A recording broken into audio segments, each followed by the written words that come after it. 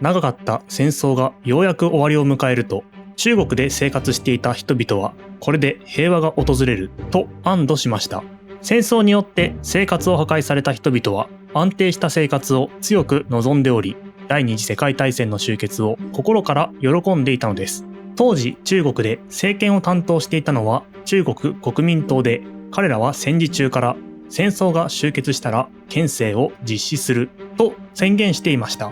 この憲政という言葉は中国革命の父孫文が考えた国家建設計画の中に出てくる言葉です。孫文の計画では新しい国を作るために軍政、訓政、憲政という3つの段階を踏むとされていました。まず軍の主導で国内を統一し、次に国民党の主導で基盤を整えます。そして最後に憲法を制定し、国民の主導の下で国を運営していこうと考えられていたのです。第二次世界大戦が終わったこの時期はちょうど訓政期と憲政期の間にあたると考えられており、中国はまさに憲政期へと移行しようとしていました。そんな中国国内では戦時中に中国国民党と中国共産党が協力して日本に対抗していたため、両者の関係は比較的良好でした。そのため国民党が掲げた憲政期への移行という方針は共産党からも一定の支持を得ています。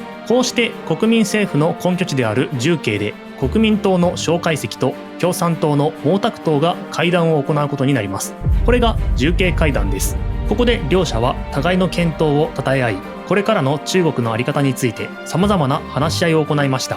方向性としては憲政期への移行という点において一致していたため、大まかな部分では話がスムーズに進みましたが、問題は細部の調整でした。当時政治の主導権を握っていたのは国民党だったので、国民党はこのまま主導権を握り続けたい。そのためには国民党の一党独裁体制を維持する必要があると考えていました。一方の共産党は今度こそ主導権を握りたい。そのためには様々な政党が政治に参加できる体制を作るべきだと考えていたのです。こうして蒋介石と毛沢東は戦後中国の政治体制をめぐって何度も話し合いを重ねていきました。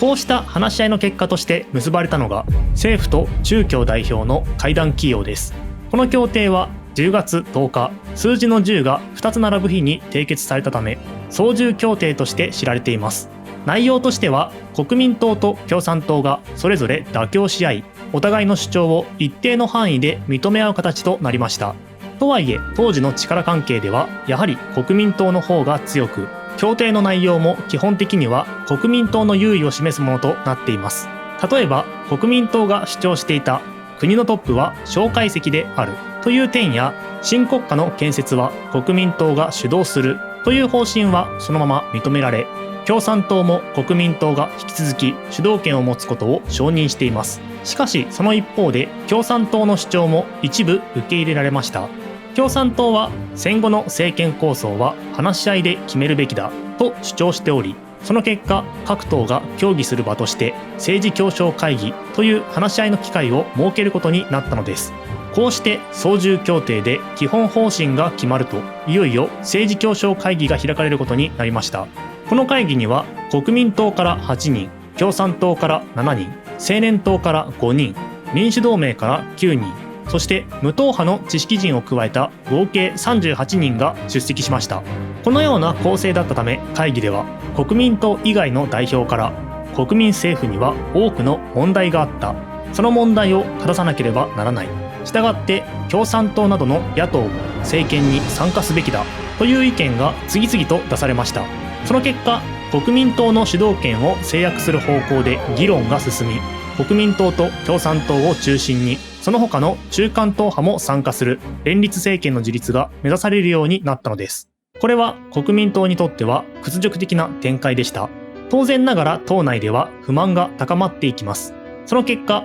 国民党はついに政治協商会議の決定など無視してしまおう。我々国民党が政府を主導していくべきだと主張するようになりました。もちろん共産党はこれに強く抗議しましたが、国民党と共産党はそれぞれ独自の軍を保有していたため、各地で武力衝突が起きるようになっていったのです。そんな中でも国民政府は戦後の復興を進めていかなければなりませんでした。当時の中国は戦時中に外国から受けた資金援助や貿易による収入などによって一定の資金を確保できていました。そのため国民政府はこの潤沢な資金を活用し、貿易を通じて経済の復興を進めようとしたのです。ところが貿易が再開されると外国から大量の製品が流入し、人々は中国国内の製品を買わなくなりました。さらに中国の製品を外国に輸出することも難しかったため、巨額の貿易赤字が生まれてしまいます。こうして中国国内では国民政府の経済政策に対する不満の声が高まり、政府への信頼は徐々に失われていきました。これに対して共産党は自らの支配地域で全面的な土地改革を始めました。当時の中国では土地を所有する地主とその土地を耕して生活している農民という構造が続いていました。しかしこの仕組みでは農民が地主に搾取される形となり、貧富の差が広がっていったのです。この問題を解決するために共産党は地主から土地を没収し、それを農民に分配していきました。この土地改革は大きな成果を上げ、土地を得た農民たちは次第に共産党を支持するようになり、党への協力体制が広がっていくことになっていったのです。こうして人々の支持が国民党から共産党へと移りつつある中で、重要な意味を持つ地域となったのが中国東北部でした。革命の根拠地である延安にいた毛沢東が北進南防